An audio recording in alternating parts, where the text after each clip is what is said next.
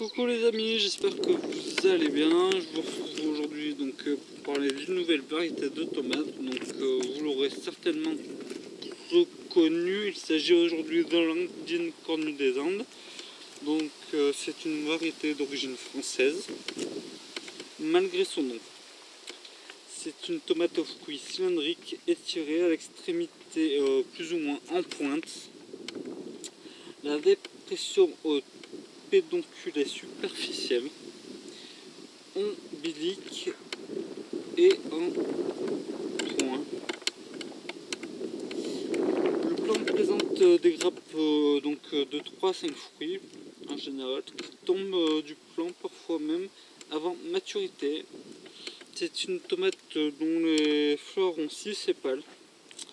La chair est dense et contient peu de graines. C'est une tomate qui a une bonne saveur.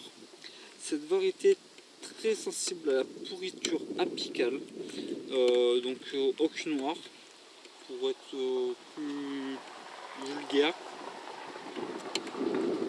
Il est approprié d'apporter certains soins préventifs, arrosage régulier et culture à une tige notamment, qui est limitée à 5 étages de fleurs principalement.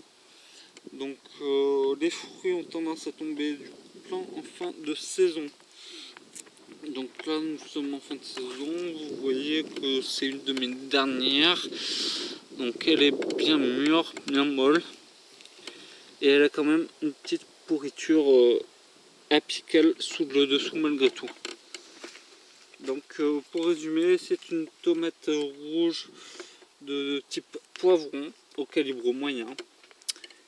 Donc le poids peut varier du simple au double.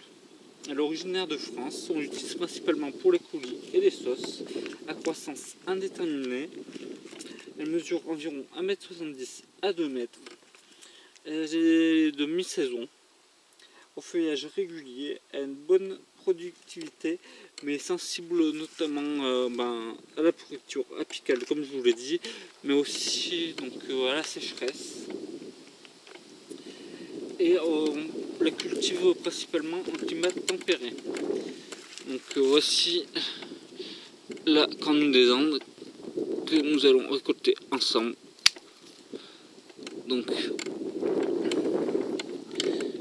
Là voici, malheureusement elle a le cul pourri, donc le cul noir.